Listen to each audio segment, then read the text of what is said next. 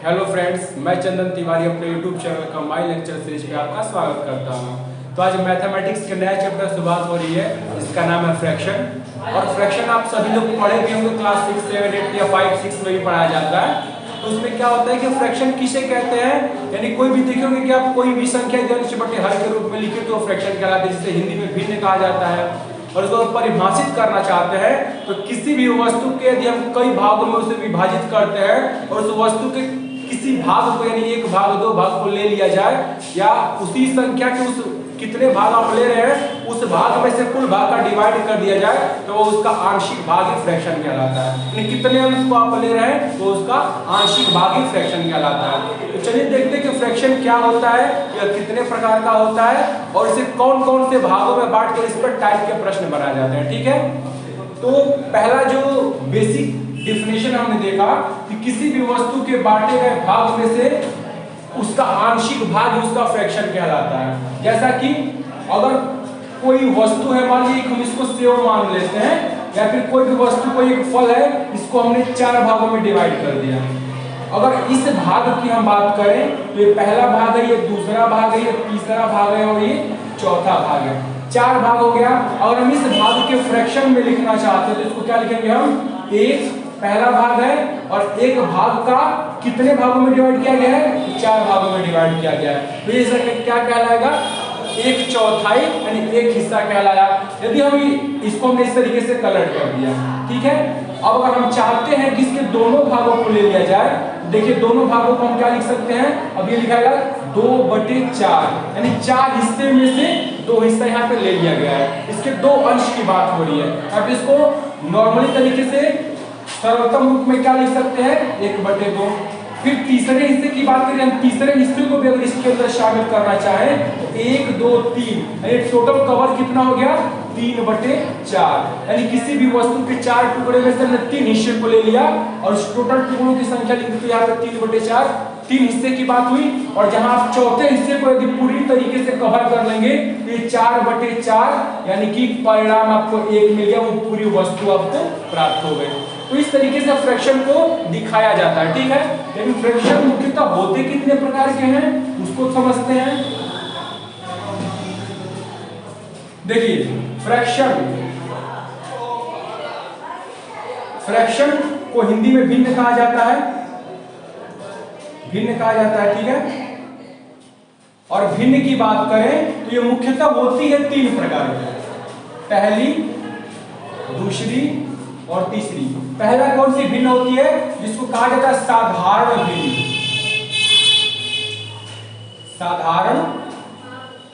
साधारण भिन्न को पहले समझने से पहले इसके दूसरे टाइप 2 प्रकार से बांटा जा सकता है। पहले इसको हम लिखते हैं प्रॉपर भिन्न। ठीक है, प्रॉपर फ्रैक्शन जिसको कहा जाता है शुद्ध भिन्न या उचित भिन्न भी कह सकते हैं, शुद्ध भिन्न कह सकते हैं या उचित भिन्न कह सकते हैं, उचित भिन्न।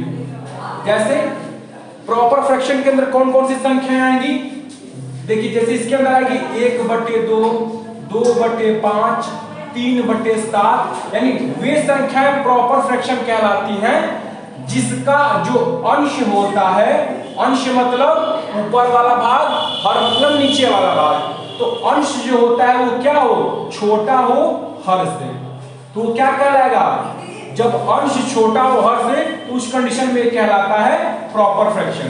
दूसरा जो होता है, दूसरे वाले को लिखा जाता है इम्प्रॉपर फ्रैक्शन। इम्प्रॉपर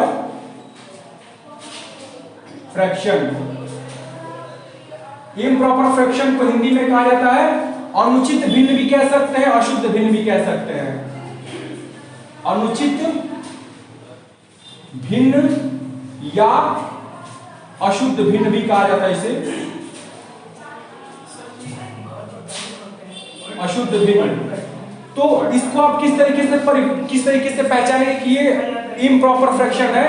इसका रूल ये होता है कि यदि अंश की वैल्यू बड़ी हो जाए, हर की वैल्यू छोटी हो जाए, जैसे 5/2, 7/3, 9/5, इस तरीके की संख्याएं जिसमें क्या हो, अंश की जो वैल्यू होती है, अंश की वैल्यू वो अब बड़ी होगी किससे, हर से।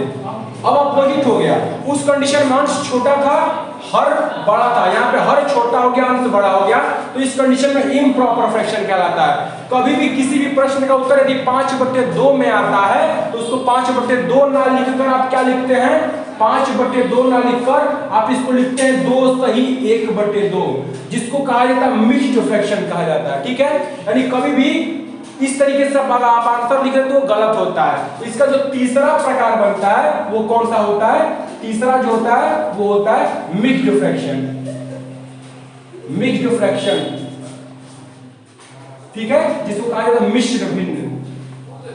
मिश्र भिन्न, इसको कैसे पहचानेंगे, तो जिसका अंश बड़ा है हर छोटा है वो अनुचित भिन्न कहला रहा है या अशुद्ध भिन्न कहला रहा है, और उसको सही तरीके से लिखने का तरीका क्या होता है, आप 5/2 को 5/2 ना लिखकर क्या लिखें, उसको लिखेंगे 2 सही 1/2। ठीक है, मिश्र भिन्न लिखने का जो तरीका होता है वो क्या होता है, जैसे मान लीजिए हमको 12/5, चूंकि यह है इम्प्रॉपर फ्रैक्शन और इसको लिखना है हमको मिक्स्ड फ्रैक्शन में, तो आप क्या करेंगे, 12 का भाग देंगे, कई बार जाएगा, यदि 5 का भाग दे तो 5 का भाग 2 बार जाएगा, और यहाँ पर रिमाइंडर मिल गया आपको 2, रिमाइंडर 2 मिला। देखिए जितनी बार यहाँ पे एक और हम नॉर्मली 3 लिख देते, कम से कम डिफरेंट पता चले कि भागफल और रिमाइंडर में डिफरेंट क्या है, तो आप रिमाइंडर आपको मिल गया 3। अब देखिएगा, कभी भी इम्प्रॉपर फ्रैक्शन को मिक्स्ड में लिखने का तरीका होता है कि जितनी बार भाग गया, जिसको भागफल कहते हैं, उसको पहले लिख लीजिए, जो रिमाइंडर है जो सबसे नीचे आप उसको सबसे ऊपर लिख लीजिए, और जो भाग जिस संख्या से डिवाइडेड जिससे आपने भाग दिया उसको आप सबसे नीचे, तो नीचे ही था, अभी भी नीचे है, उस समय भी नीचे होगा। तो ये कहलाता है आपका मिक्स्ड फ्रैक्शन का तरीका लिखने का। इम्प्रॉपर फ्रैक्शन को कभी भी इम्प्रॉपर के रूप में ना लिखकर आप मिक्स्ड में लिखेंगे, तभी आपका आंसर सही होता है। तो ये जो तरीका था, हमने फ्रैक्शन को डिवाइड किया 3 पार्ट में। वैसे जो फ्रैक्शन का रियल पार्ट होता है डिवाइडेशन, वो यही 3 होते हैं, प्रॉपर फ्रैक्शन, इम्प्रॉपर फ्रैक्शन और मिक्स्ड फ्रैक्शन। और यहाँ जो प्रॉपर फ्रैक्शन है उसको भी 3 भागों में बांटा गया है। डिस्कस करेंगे अब कि इम्प्रॉपर फ्रैक्शन को भी 3 भागों में बांटा गया है, और वो कौन कौन से हैं। ठीक है, इम्प्रॉपर फ्रैक्शन को, सॉरी प्रॉपर फ्रैक्शन को, प्रॉपर फ्रैक्शन को भी 3 भागों में बांटा गया है। ठीक है, जैसे कि कह सकते हैं जिसको साधारण भिन्न कहा जाता है। ठीक है, साधारण भिन्न। दूसरा जो होता है वो होता है दशमलव भिन्न, दशमलव।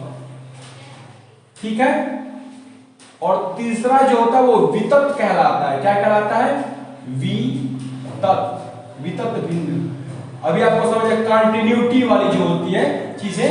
साधारण भिन्न में कौन कौन से फ्रैक्शन आते हैं, इसके अंदर वे सारी संख्याएं आएंगी जो नॉर्मली तरीके से 1/2, 3/5, 7/11, यानी ऐसी संख्या जो कि प्रॉपर फ्रैक्शन होती है वो साधारण भिन्न ही कहलाती हैं।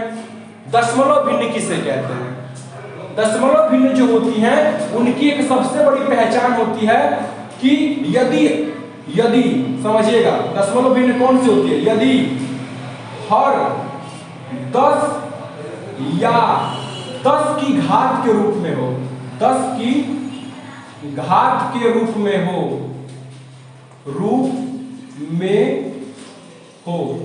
वो क्या कहलाएगी, दशमलव भिन्न कहलाएगी, डेसिमल फ्रैक्शन कहलाती है। एग्जांपल में इनको हम कैसे समझ सकते हैं, यदि हम आपको कहें कि 2/7, आप इनको दशमलव में कन्वर्ट करिए, आप डेसिमल में इनको नहीं लिख सकते हैं। ठीक है, डेसिमल में लिखेंगे तो कभी ये डिवाइड, कभी भी इसका आंसर आएगा ही नहीं, ये भागते चला जाएगा कंटिन्यू, कभी जाके डिवाइड नहीं होगा, इसका कभी अंत नहीं हो सकता है। लेकिन इसी को आप लिखते 2/5, 2/5। अब अगर आप इसको डिवाइड करते हैं तो ये एक 2 स्टेप जाके ये डिवाइड पूरी तरीके से हो जाएगा। कैसे, यदि 5 का भाग दे तो क्या लिखेंगे, आपको 0.4 लिख सकते हैं। लेकिन 2/7 को आप डिवाइड करिए तो देखिए 7 दूनी 14, फिर 4 मिला, फिर 4 पे 10 मूल लगा के फिर 0 बढ़ाएंगे, 0 बढ़ाते बढ़ाते 7 चौक 28, 7 5 35, ऐसे करते जाएंगे। इनमें से कोई कंडीशन नहीं कब तक ये सॉल्व होगा। इसलिए जब हर में आपको क्या दिख जाए, 10 की घात, यहाँ पे 10 तो है नहीं, तो 10 की घात की पहचान क्या होती है कि यदि हर 5 के रूप में दिखे, ठीक है, 5 के रूप में दिखे, यानी 5 के साथ सम संख्या दिख जाए, तो उस कंडीशन में आप कह सकते हैं कोई भी सम संख्या में यदि 5 का मल्टीप्लाई होगा 5 गुणे सम, तो क्या बना देगा, वो 0 बना देगा, इकाई अंक उसकी यूनिट डिजिट 0 हो जाएगी, और वही कहलाती है आपकी दशमलव भिन्न। यानी कि दशमलव भिन्न में कौन कौन से एग्जांपल्स आ सकते हैं, इसमें आ सकते हैं 5 बटे, देखिए 5/6, फिर लिख सकते हैं 2/4, 2 बटे क्या 3 कर लेते हैं, या तो सबसे लास्ट स्टेप होता है 3/4, फिर हम इसको लिख सकते हैं 9/8 भी लिख सकते हैं। क्यों ये सब दशमलव भिन्न में आ रही है, क्योंकि आप इनमें यदि ऊपर नीचे मल्टीप्लाई कर दे 5 का, इसमें भी 5 का करें, ये हो जाएगा 6×5 = 30, ठीक है, 6×5 = 30। ये 6 नहीं हो सकता है, क्योंकि याद रखिएगा इसमें आप 4 कर सकते हैं, 6 कर 4 8 के अलावा 2 भी कर सकते हैं। इस कंडीशन में कभी भी आपका दशमलव भिन्न का जो हर होता है वो सिर्फ 2 गुणे 5 के रूप में होना चाहिए, या तो 2 के रूप में हो या तो 5 के रूप में हो। जो 4 होता है वो 2 की पावर 2, 4 को आप क्या लिख सकते हो, 2 की पावर 2 लिख सकते हो, 8 को क्या लिख सकते हो, 2 की पावर 3 लिख सकते हो, 2 को तो नॉर्मली 2 की पावर 1 लिख सकते हो।